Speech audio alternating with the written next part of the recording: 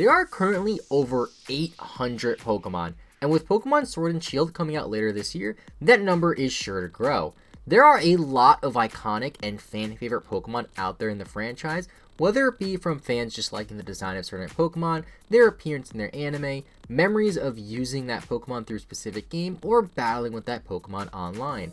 With there being so many Pokemon out there as well, it's only natural that a few of them get thrown to the wayside and aren't nearly as loved as some other Pokemon out there. This really is a shame, as there's actually quite a few awesome Pokemon out there that never really had the chance to shine due to their lack of anime appearances, rarity in Pokemon games, or whatever reason they have.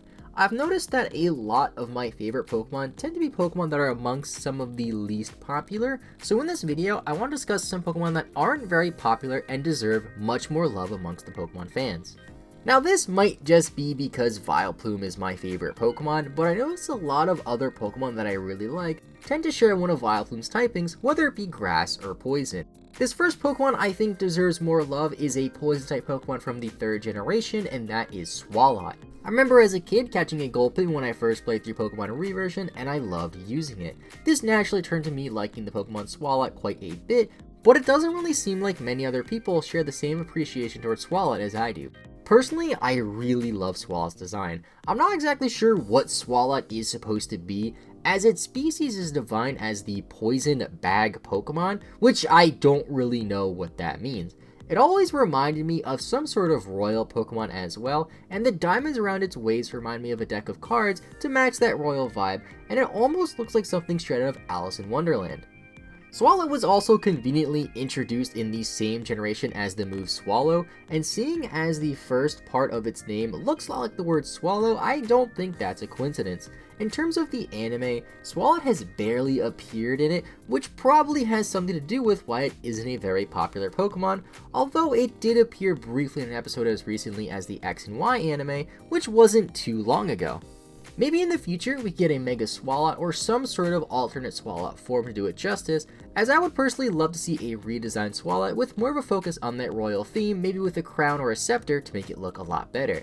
It also has some of the funniest looking animations in the game, which I think more people should be aware of. Now unlike Swalot, this next Pokemon line actually had a lot of relevant screen time in the anime. Cacnea and Cacturne are an evolutionary line that I've always really liked, and despite Cacnea being one of James' Pokemon in the Generation 3 anime and being very prominent in that series, you don't really see too many people listing Cacnea or Cacturne amongst some of their favorite Pokemon.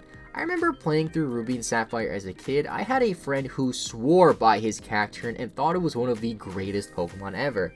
Being a kid at the time and his Cacturne being a much level higher Pokemon than my Pokemon, I believed it. So since then I've always really liked the Cacturne line, and thought the idea of a cactus Pokemon was just great. Cacturne is even used by Sydney in the Elite Four and Hoenn, and despite Cacturne being well represented in the franchise, it's still a pretty unpopular Pokemon. I think this might have to do with the fact that the Generation 3 anime as a whole isn't very popular, and it doesn't quite have the same nostalgia as say the Generation 1 or Generation 2 anime would have with Pokemania going on at that time, and it isn't a very recent anime like the Sun and Moon or X and Y anime, so people tend just to forget about it. Cacturne also isn't a very good Pokemon in battle as it has 7 total weaknesses, but from a pure design standpoint, I really like this Pokemon a lot. I would say that I like Cacnea's design a little bit more, and I think it's interesting how Cacnea is the cactus Pokemon, while Cacturne is the scarecrow Pokemon. I don't know why it's not the scarecrow cactus, but whatever. I also want to give a shout out to the other cactus Pokemon in the franchise, Maractus, as it is underloved, and doesn't nearly have the same representation as Cacturne or Cacnea does in the franchise. Now I'm noticing that I'm listing a lot of Generation 3 Pokemon on this list, so this next one will be the last Gen 3 Pokemon I discuss.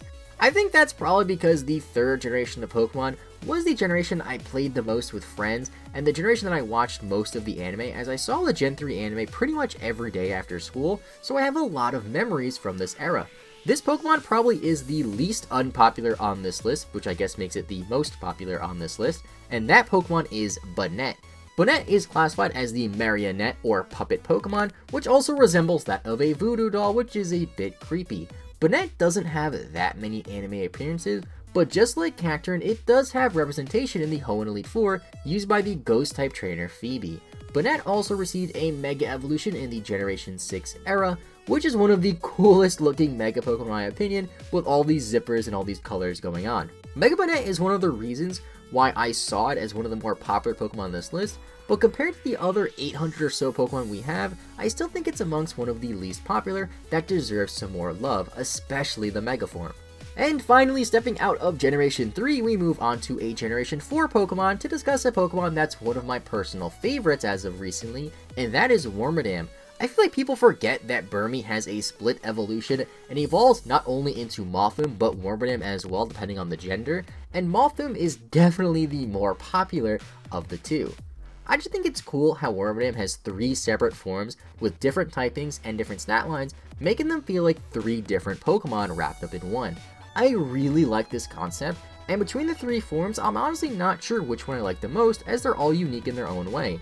It doesn't really have any major anime appearances, and it isn't a very common Pokemon outside of its native Sinnoh games, and it isn't even used by a single trainer in the X and Y games or Sun and Moon. Wormadam's not really a great Pokemon offensively, and it would probably be a struggle using one of these throughout playing through the game, but defensively, as a stealth rocking Pokemon, it can be fun to use if you're playing online against your friends. And the 5th and final Pokemon that I think needs more love that we will discuss in this video is a Pokemon that is probably the most forgettable to me, and that is Beheeyem, which I'm probably going to pronounce wrong throughout this video, as well as its pre-evolution, Elgyem. I really wanted to include at least one Generation 5 Pokemon in this video, as it seems to be the generation most people skipped, and that probably has something to do with the fact why Beheeyem is so unpopular. Out of all of the Pokemon on this list, this is definitely the one I see the least and hear about the least in general. Generation 5 in general has a lot of really cool Psychic types, with Rhinoculus and Galvantale being the most popular due to them being very good in a competitive battling standpoint, and Musharna being prominent with the whole Dream World thing, leaves Beheeyem in the dust. Its most notable appearances come from being used by Colress in Generation 5, but is unused by any trainer in X and Y and Sun and Moon. The Beheeyem line also seems to be inspired by Aliens, which is backed up by its Pokedex entries in Ultra Sun and Ultra Moon. Elgyem's Dex entry in Ultra Sun reads that it controls tremendous psychic power. Most reports of alien sightings are actually just people mistaking Elgyem for an alien. And then in Ultra Moon, it states that this Pokemon is shrouded in mystery. It's said to have appeared from a UFO that fell from the sky about 50 years ago, which again backs the alien theory. This alien connection is actually rather fitting for an unpopular Pokemon like Beheeyem, as much like aliens, which you will very rarely see, you will also very rarely see a Beheeyem or an Elgyem. For some honorable mentions of unpopular Pokemon that I think deserve more love, I want to give a shout out to Stantler, as you don't hear very much about this Pokemon despite it being from Generation 2. Lumineon, which I always forget is a Generation 4 Pokemon and not a Generation 5 Pokemon, and again is one of those Pokemon similar to Elgyem that a lot of people tend to forget about, and of course Aromatisse, which tends to be one of the more forgotten fairy types, being introduced in X and Y where Fairy was introduced as well, and just being overshadowed by the likes of Florges and Sylveon. And those are just 5 of some of the Pokemon that I think deserve more love amongst Pokemon fans in the franchise. Let me know in the comment section down below if any of the Pokemon discussed in this video happens to be one of your favorite Pokemon, and also let me know in the comment section down below which unpopular Pokemon you think deserves more love amongst Pokemon fans. And with that being said, thank you guys so much for watching. Make sure you guys leave a like and subscribe if you haven't already, as it really does help the channel a ton. Have a great rest of your day. I will see you all next time, and bye bye.